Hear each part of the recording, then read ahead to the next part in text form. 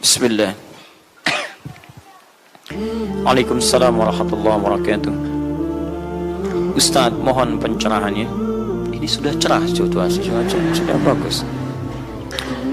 Mengenai peringatan Maulid Nabi Muhammad SAW, apa hukumnya? Dan bagaimana kalau umat Islam memperingatinya? Terima kasih atas pencerahannya. Waalaikumsalam warahmatullahi wabarakatuh. Baik, saya ingin kita paham dulu akar persoalannya. Al-Quran surah ke-61 ayat yang ke-6 paling kiri sebelah atas. Quran surah kedua Al-Baqarah ayat 129 paling kiri sebelah atas. Kemudian Al-Quran surah Yunus 10 ayat 57 sampai 58. Ditutup dengan At-Taubah di dua ayat terakhir. Taib. Sudah? Sekarang saya ingin coba kita membiasakan dulu untuk menilai sesuatu dengan penilaian secara ilmiah yang bersumber pada dalil-dalil yang ada, tidak sekedar menganalogikan dan main tebak-tebakan. Itu nggak baik dalam menyimpulkan hukum. Ya. Bismillah. Sekarang secara akademis, secara ilmiah, membahas sesuatu oleh para ulama diposisikan dulu, dispesialisasikan dulu dalam bentuk ta'rif, namanya definisi.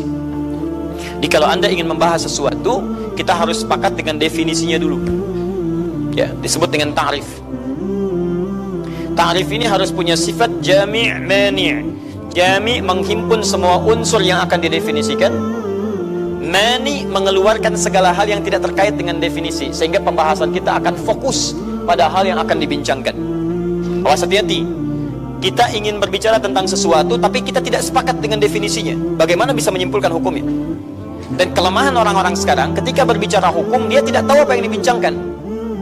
Sekarang misal, kita akan bertanya tentang maulid. Apa hukumnya maulid? Kita harus sepakati dulu apa itu maulid. Kalau antum paham tentang definisinya, maka keluarkan turunan hukumnya. Maka lebih mengerti di situ. Nah, sekarang maulid. Apa itu maulid? Sekarang begini. Maulid atau maulud? Mana yang benar? Bukan Allah alam, harus dicari kita.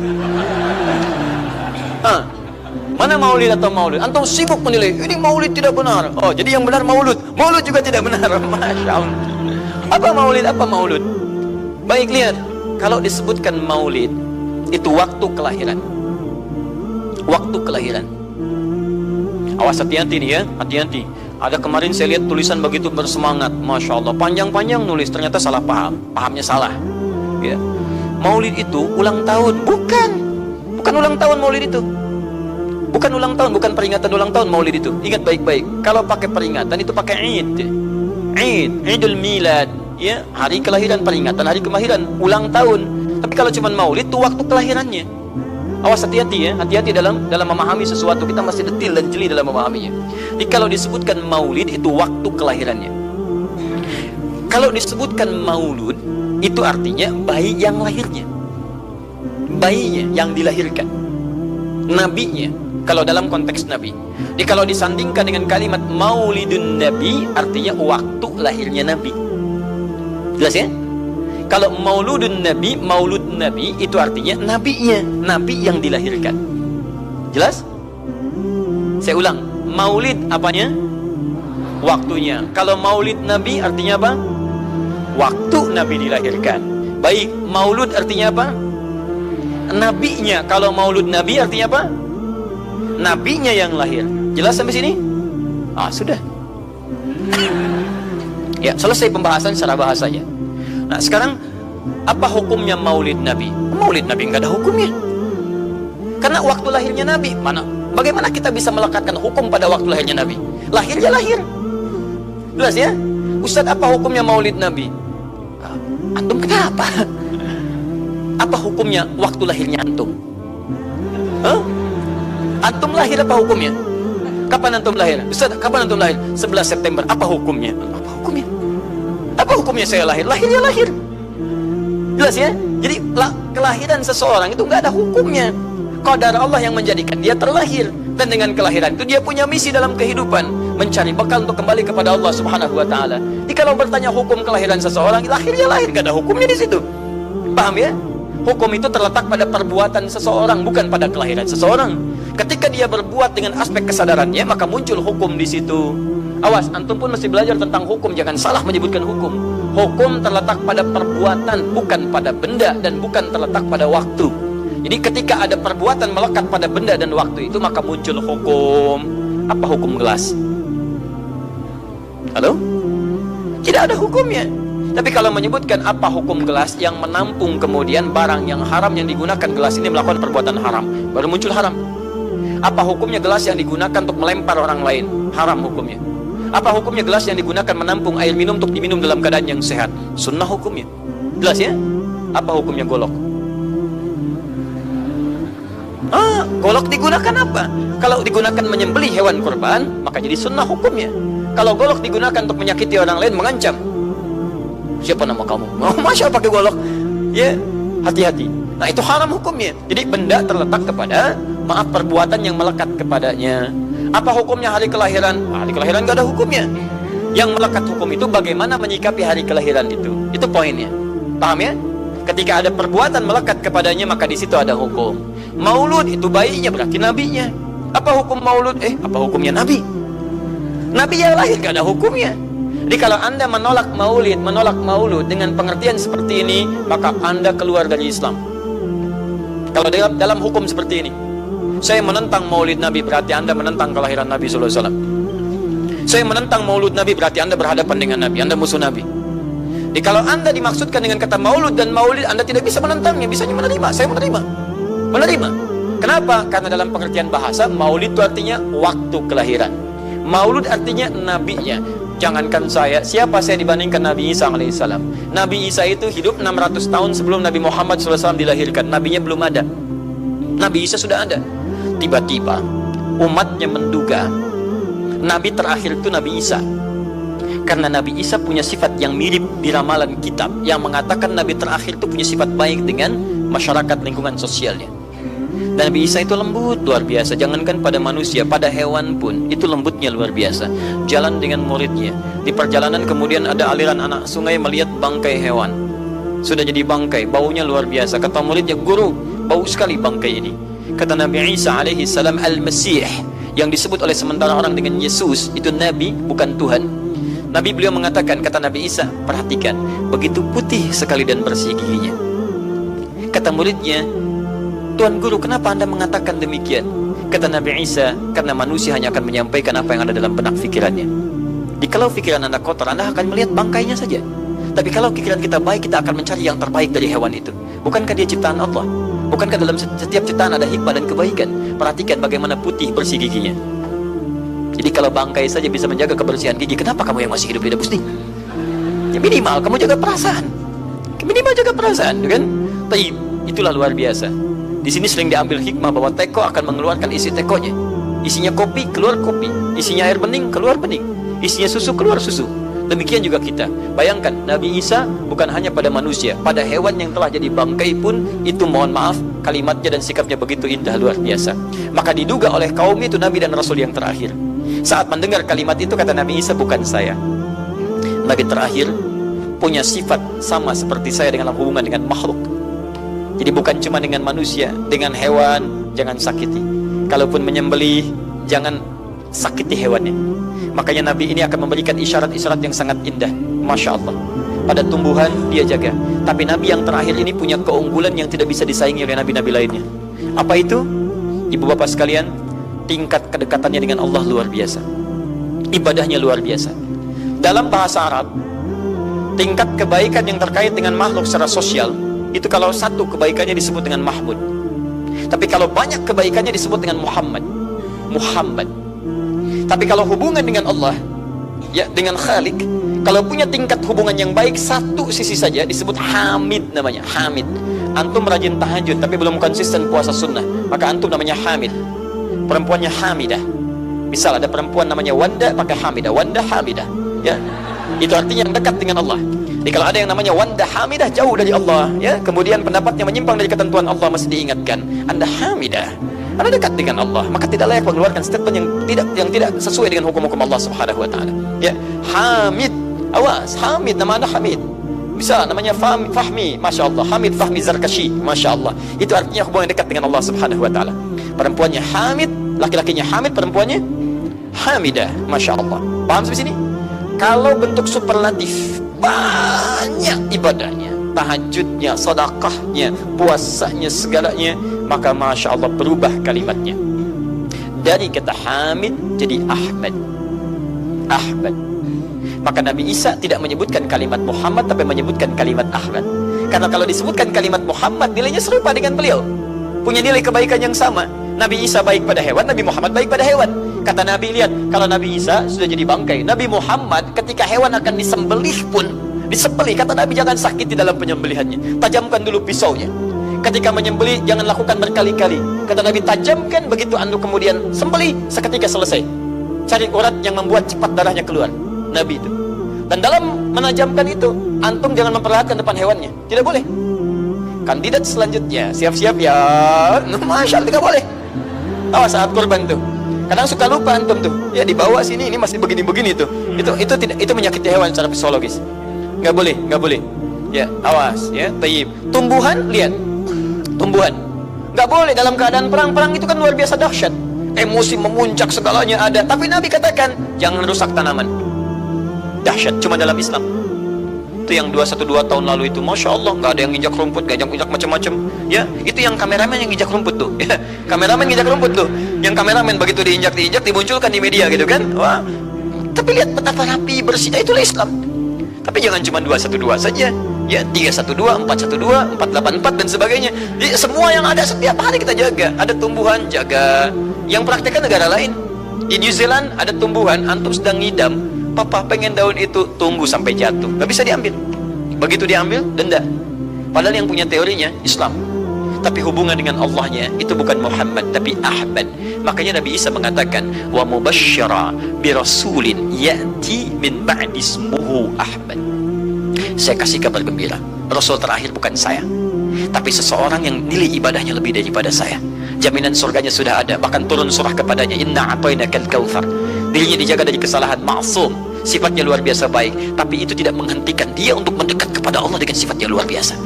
Kata Sayyidah Aisyah di Al-Bukhari, nomor hadis 2010 sampai 2012, ya Rasulullah, alam takun ma'suban, alam takun mazmunan, lima hakadha. Kenapa sampai bengkak-bengkak begini anda tahajud? Bukankah anda dijamin masuk surga? Dijaga dari kesalahan. Apa kata Nabi? Afala akunu abdan syakura. Apa aku nggak boleh jadi hamba yang bersyukur kepada nikmatnya Allah Subhanahu wa taala? Tahajudnya sampai bengkak. Nabi, Rasul, ahli surga, dijaga dari kesalahan, tidak ada hisabnya, masih mau tahajud sampai bengkak kakinya. Ditanya oleh istrinya, kenapa sampai begini? Kata beliau, ringan saja, nggak boleh aku bersyukur. Masya Allah, ada orang Nabi bukan, Rasul bukan, surga belum ada jaminan, amal berantakan, hisab menegangkan. Masya Allah, bangun mata bengkak, kaki biasa, tahajud tidak subuh lewat. Masya Allah, cita-cita surga Firdaus. Luar biasa.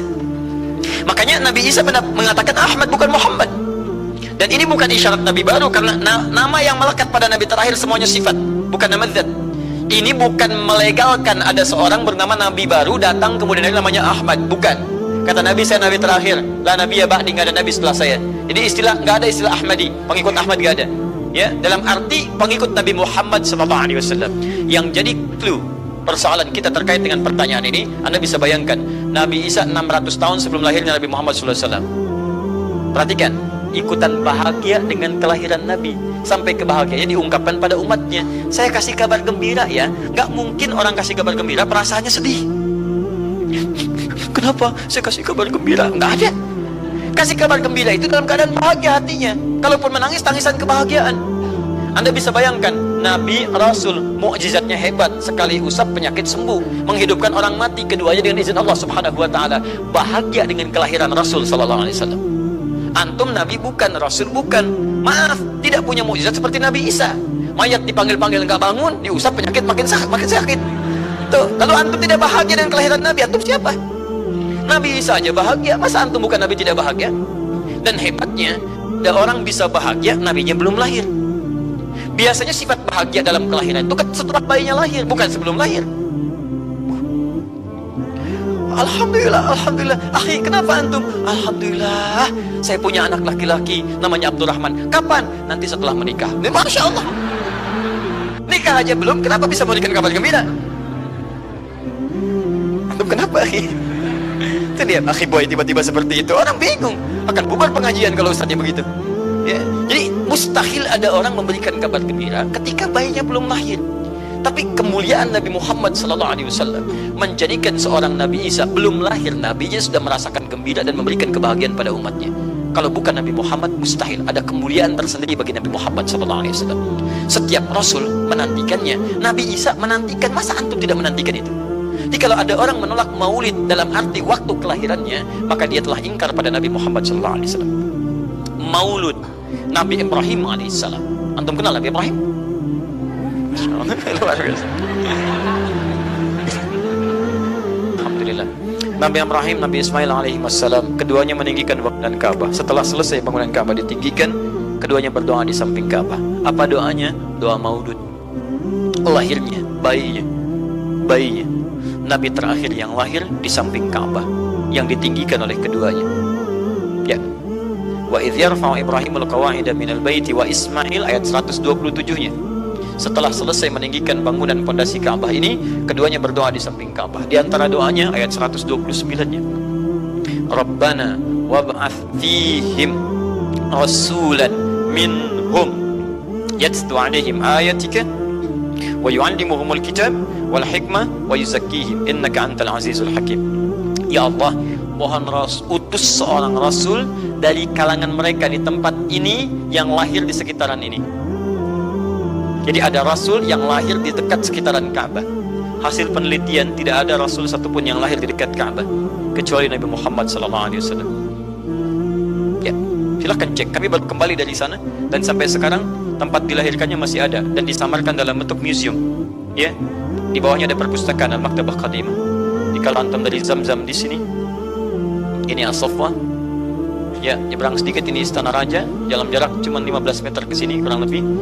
Lurus ke sini dan belok langsung ke sebelah kanan. Di sini ada jembatan ke atas ke lantai yang ketiga, ya, naik ke sini. Kemudian di sini antum langsung belok ke pintu sini. Ini ada Babul Ajyad, bab yang ke pintu ke-25. Ini bab Ismail, pintu ke-26. Antum lurus saja ke sini, jangan belok sini, jangan belok sini. Di sini kemudian ada gate lurus King Abdul Aziz yang pertama di sini. Ya. Antum belok kanan sini, lurus sekitar 30 meter dari sini, sebelah kanan ada pos satpam. Di atas pos satpam ada kamera CCTV 1. Dari sini antum jalan sampai ujung, di ujung sini, dari sini ke sini ada 35 kipas di atas. Pas di ujung sini, kemudian ambil lurus ke sini. Di sini ada bab Ali, ini masih dibuka. Babus Salam ini ditutup. Di sini sebelumnya babun Nabi. Kemudian ambil tarik garis lurus dari Babus Salam ke sini, dari jarak sini ujung ke sini. Ya, ada sekitar 200 meter. Ke ujung sinilah, di sini ada bangunan warna krem di sini. Di sampingnya ada tempat ngambil air Zam-Zam dengan menggunakan keran. Jadi kalau punya jerigen ingin ngambil banyak, jangan nyusahin orang ngambil di, misalnya di termos-termos yang besar itu. Ambil dari sini, itu ada keran langsung dan gratis di situ. Ya, beli kompannya sekitar 5 real, antum ambil dari situ, masukkan airnya, bisa bawa ke hotel, isi kapan bolak-balik di sini. Sampingnya persis ini tempat Nabi dilahirkan. Ini maulud Nabi, bayinya lahir di sini. Ya, bayinya lahir di sini. Cuman disamarkan oleh pemerintah kerajaan Arab Saudi supaya tidak dikultuskan tempat ini. Karena begitu pernah ada yang tahu ini, banyak salah ibadah. Kan Ka'bahnya di sini, sholatnya ngadep ke sini. Betul Pak, Bu, pernah terjadi. Makanya kalau antum lihat dari ujung sudah kelihatan, dari ujung sudah ada di sini warna biru.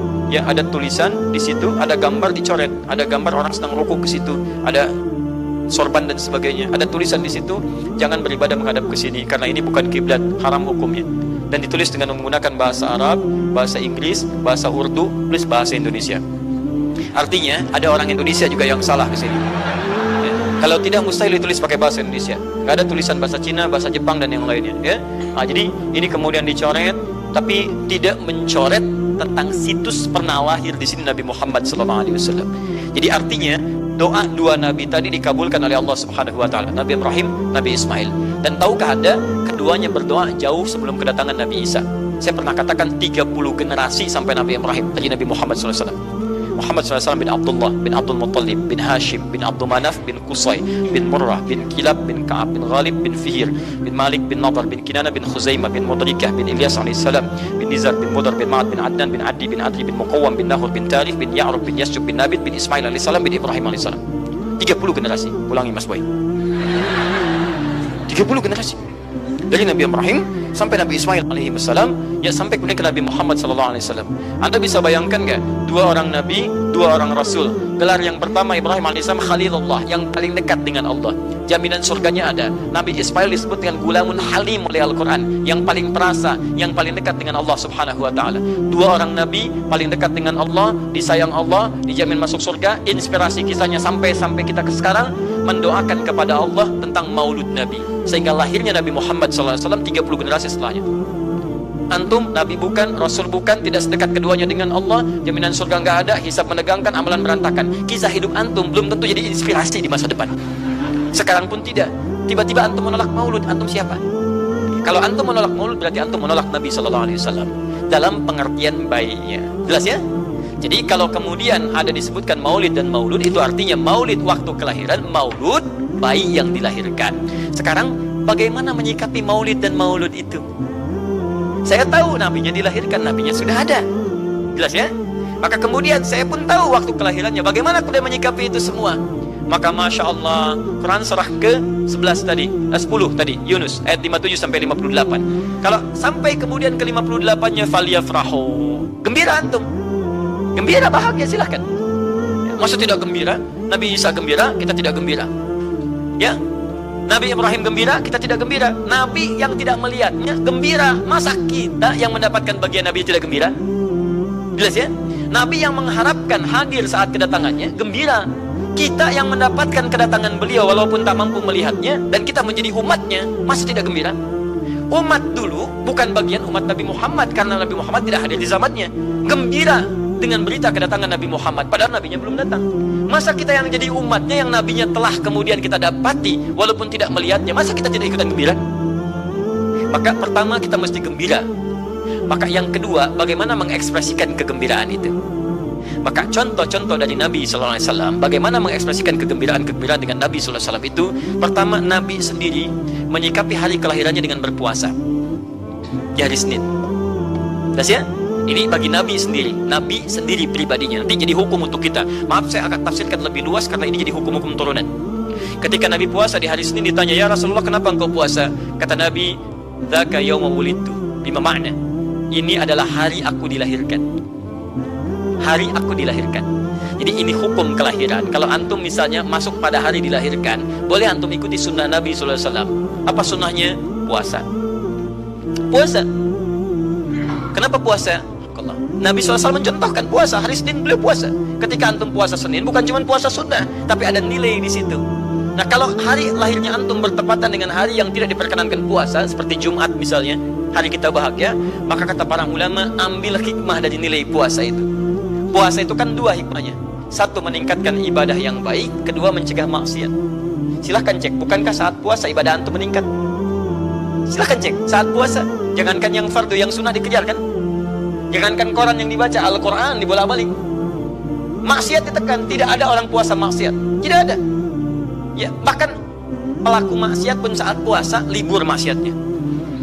Minimal takut batal puasanya. Jangankan maksiat, maaf, mencela orang pun dia tahan, berdusta dia tahan. Jam 5 bu, tinggal 1 jam mau buka, dicela orang habis-habisan. Wah, nggak balas dia. Kenapa nggak balas? Kan biasanya antum keras. Habis maghrib, habis maghrib, luar biasa. Habis maghrib tuh, begitu maghrib lupa, habis maghrib lupa. Ya, kenapa? Dia jaga. Jadi hikmah orang puasa itu, kalau sudah puasa, ibadahnya meningkat, maksiatnya hilang. Jadi kalau antum ikut rajin puasa, ibadah tidak meningkat, maksiatnya tetap ada. Ada yang salah dengan puasa antum. Makanya ketika datang hari kelahiran, sebetulnya yang paling tepat, kalau antum bertepatan dengan waktu-waktu sunnah puasa, antum puasa. Senin antum puasa. Tapi kalau tidak bertepatan dengan waktu itu, hikmah puasa yang antum ambil, antum koreksi diri sampai dengan hari kelahiran itu, berapa banyak ibadah sudah antum kumpulkan, berapa maksiat antum harus tangisi. Itu hikmah terbesarnya. Bukan rame-rame. Tiup lilinnya. Masya Allah, lilin ditiup, maksiat terus muncul. Apa faedahnya? Kasihan lilin tuh, udah dibakar, ditiup, dengan antum yang salah. Paham ya teman-teman sekalian? Nah sekarang bagaimana para sahabat menyikapi kelahiran Nabi SAW, kedatangan Nabi SAW, dan menyikapi keberadaan Nabi SAW. Bukan cuma lahirnya, tapi setiap kedatangannya. Nabi datang dari Madinah, dari Mekah ke Madinah disambut oleh para sahabat yang ada di sana. Nabi datang dengan perang Tabuk, dari perang Tabuk disambut oleh para sahabat di sana. Tala al-badru alaina min thaniyatil wada'i wajib syukru alaina madalillahi da'i. Masya Allah, disambut dengan madid. Bukti kesenangan mereka kepada Nabi SAW. Ada yang memuji Nabi SAW seperti Hasan bin Thabit, buat puisi-puisi memuji Nabi. Seperti Zuhair bin Abi Salma, tadinya musuh Nabi, begitu masuk Islam memuji Nabi SAW. Ada yang lagi kemudian menghormati Nabi dengan kedatangannya, dengan mengikuti Nabi kemanapun. Nabi mencontohkan, amalkan. Nabi mengajarkan, ikuti. Masya Allah. Begitu Nabi meninggal, diabadikanlah kemudian nilai-nilai penghormatan itu. Ada yang menulis sejarah tentang Nabi, ada yang menulis pujian kepada Nabi dalam bentuk salawat, ada yang menulis tentang amalan-amalan Nabi, ada yang menulis tentang pengajaran-pengajaran Nabi. Dikumpulkan dan sampailah itu kemudian kepada kita semuanya. Dan itulah cara terbaik menyikapi tentang maulud dan maulid. Apa cara terbaiknya? Keluarkan ayat-ayat Qur'annya. 1. Quran surah ke-33 ayat 21-nya. Laqad kana lakum fi Rasulillahi uswatun hasanah. Sungguh ada pada diri Nabi SAW suri teladan terbaik untuk kita. Maka jika antum misalnya hadir momentum kelahiran Nabi SAW, maaf, biasanya kalau ada momentum-momentum tertentu orang bersemangat untuk mengingatnya. Silahkan cek. Hari pahlawan, ingat para pahlawan. Hari pahlawan berakhir, tidak ingat lagi. Hari kemerdekaan, ingat sampai pinang dipanjat-panjat. Ya, begitu dipanjat, kenapa panjat pinang? Masya Allah, menghormati pahlawan. Hari pahlawan sampai naik panjat pinang. Luar biasa. Ada yang tarik tambang, ya, menghadirkan energi para pahlawan. Antum bisa bayangkan, momentumnya ada, begitu hilang itu semua, tiba-tiba hilang lagi kemudian ingatan kita. Artinya, selalu ada momentum untuk mengajak kita mengingat sesuatu. Begitu Ramadan, ingat lagi amalan. Hilang Ramadan, hilang lagi kemudian amalan. Nah, jadi apa yang terbaik dihadirkan? Ketika ada momentum itu, maka para ulama kemudian mencoba untuk menampilkan nilai-nilai tadi untuk mengembalikan kita pada tuntunan Nabi SAW. Maka ditulislah kemudian sirah-sirah Nabi, disampaikan untuk mengenalkan Nabi Muhammad SAW. Mumpung mereka ingat, disampaikanlah pengajaran-pengajaran tentang Nabi, disampaikan ada pujian-pujian salawat kepada Nabi. Kalau yang dimaksudkan tentang nilai-nilai ini, maka dari dulu sudah ada. Sudah ada. Dan yang sudah ada ini tidak dibatasi dengan waktu. Bukan muncul Rabiul Awal saja. Rabiul Awal ke Safar, datang lagi itu. Safar sebelumnya Safar, Rabiul Awal, kemudian ke Rabiul Akhir, muncul itu. Ke Jumada, muncul itu. Jadi maulid itu tidak dibatasi dengan waktu. Setiap waktu itu maulid. Maulud tidak dibatasi dengan waktu. Setiap waktu itu maulud. Tapi kalau ada momentum bersamaan dengan waktu kelahirannya, kemudian kita hidupkan untuk mengenal kepada Nabi dalam bentuk yang tadi disunahkan dalam Al-Quran dan Sunnah, itu tidak ada masalah. Yang ada masalah itu adalah ketika menghadirkan hal-hal yang bertentangan dengan Al-Quran dan Sunnah Nabi SAW.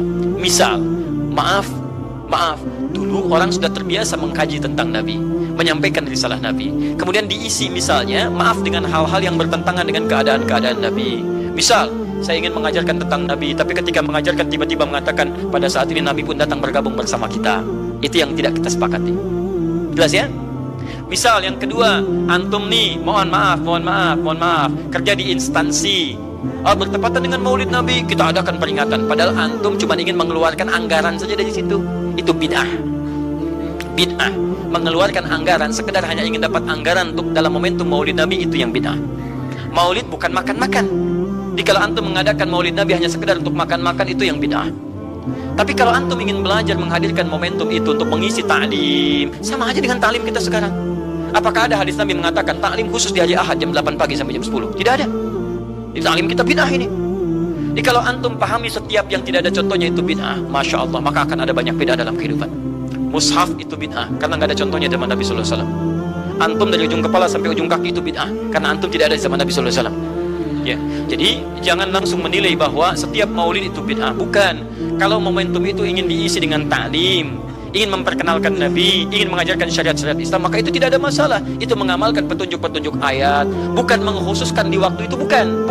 Karena ta'lim itu dibuka di setiap waktu, tapi menjadikan waktu itu untuk momentum, karena setiap orang sedang ingat Nabi pada saat itu. Jelas ya? Kapan lagi kita mendapati orang ingat Nabi? Maka ajarkan itu dan pesankan pada saat itu. Teman-teman, jangan cuma pada waktu ini ya, setiap waktu kita amalkan ingatan kita kepada Nabi SAW. Makanya saya kalau diundang, Ustaz ada Maulid Nabi, saya datang untuk ceramah, untuk menyampaikan pesan-pesan terkait dengan Nabi SAW. Adapun masalah ritual-ritual saya tidak ikutan. Makanya paham, begitu saya datang pas ceramah. Saya berikan ceramahnya. Nabi begini, apa itu maulid? Allahu alam. Bukan Allahu alam, kan antum bikin spanduknya di sini. Apa itu maulud? Bukan maulud. Maulud itu begini, maulid itu begini. Ketika kita terangkan, kita sampaikan, Masya Allah. Antum tahu apa yang terjadi? Mereka mulai sholat dengan baik, masjidnya mulai ramai. Besoknya tidak ada ramai-ramai lagi. Begitu ada maulid, ceramah lagi. Ternyata ceramahnya nggak sampai maulid lagi. Besoknya ceramah lagi. Ahadnya ada waktu taklim. Dan itulah cara terbaik untuk memberikan penjelasan kepada masyarakat untuk mencintai Rasulullah Sallallahu Alaihi Wasallam. Paham ya? Jangan ketika, ini maulid bid'ah. Masya Allah, antum tuh bid'ah dari kepala sampai kaki. Ya. Saya luar biasa kesal. Kadang ada orang bikin perbandingan begini, maulid Nabi, maulid zaman Nabi tidak ada, coret. Zaman sahabat tidak ada, coret. Zaman tabi'in tidak ada, coret. Zaman ini ada, lalu diserupakan yang ikut-ikut ke sini. Antum kalau mengamalkan hukum seperti ini fatal. Zakat pakai beras. Zaman Nabi coret. Zaman sahabat coret. Ya, zaman tabi'in coret. Zaman ulama coret. Zaman antum ada bid'ah antum. Cara menyimpulkan hukum bukan seperti ini. Lihat turunannya, lihat dalilnya, lihat pemahamannya, lihat turunan-turunan fikihnya. Ya, bagaimana bisa zakat pakai beras dijadi padahal contoh nggak ada, dalil nggak spesifik. Ayo coba temukan Nabi zakat pakai beras, temukan. Kalau antum menemukan, Masya Allah, saya bermohon kepada Allah supaya Allah mempercepat hajinya antum dan masuk surga tanpa hisab. Tiap hari saya doakan. Tidak cukup dengan amin, cari dulu. Cari di setiap hadis Nabi zakat pakai beras. Saya sampaikan pada antum, sampai kiamat kurang 2 hari, antum nggak akan temukan. Sehari lagi buat sadar, ngapain nyari? Ya. Karena Nabi tidak pernah bersentuhan dengan beras. Silakan cari di kitab hadis palsu pun, sepalsu-palsunya nggak akan ditemukan. Capek pemalsu hadis mengarang hadis palsu tentang itu. Nggak akan didengar, nggak akan dilihat. Kenapa? Karena tidak ada. Nah, kata Muawiyah, hadza irqun, itu makanan pokok. Nabi zakat pakai kurma, pakai gandum. Ya, lihat, karena itu makanan pokoknya. Makanya setiap makanan pokok yang digunakan, kata para ulama, mendekati kaidah usul fikihnya. Lihat, kaidah usul fikih diambil di sini. Setiap yang punya keserupaan dengan itu, sekalipun teksnya tidak jelas langsung menunjuk, itu ada isyarat, namanya qarinah namanya. Kalau ada isyarat menunjukkan kepada itu, maka boleh digunakan sebagai alternatif lain dari makanan pokok yang tidak didapati di masa kita dengan generasi yang berbeda. Tapi kalau makanannya sama di setiap generasi, dia zakatnya pakai itu. Makanya orang Arab sampai sekarang pakai kurma, ada yang pakai gandum. Kita makanan pokoknya bukan itu. Antum makanan pokoknya apa? Beras, Masya Allah, beras. Baik pemirsa, beras itu makanan pokok bagi hewan yang bertembolok, ya. Ayam, bebek itu beras. Baik, makanan kita nasi. Dan nasi bersumber dari beras. Baik, nasi bersumber dari beras. Jadi kalau kita ingin zakat pakai beras, boleh tidak? Nah, lihat bagaimana cara pendekatannya. Dalil belum ditemukan aslinya. Seperti maulid tadi, menyikapi dengan taklim macam-macam, nggak ada nas aslinya. Tapi qarinahnya ditemukan. Sama-sama makanan pokok, sama-sama taklim, sama-sama meminta untuk ikut ajaran, sama-sama mereka ingat tentang Nabi SAW. Maka semua hukum itu kita terapkan, jadilah hukum terapan dalam kehidupan kita. Paham? Dan itu tidak disebut dengan bid'ah. Jelas ya? Bid'ah. Alhamdulillah. Tapi kalau yang rame-rame tadi, yang tidak jelas, ya, hanya menghabiskan anggaran, makan-makan tidak karuan, meyakini ini itu dan sini itu dan sebagainya, saya tidak sepakat dengan itu. Saya tidak sepakat. Allah Ta'ala alam bissawab.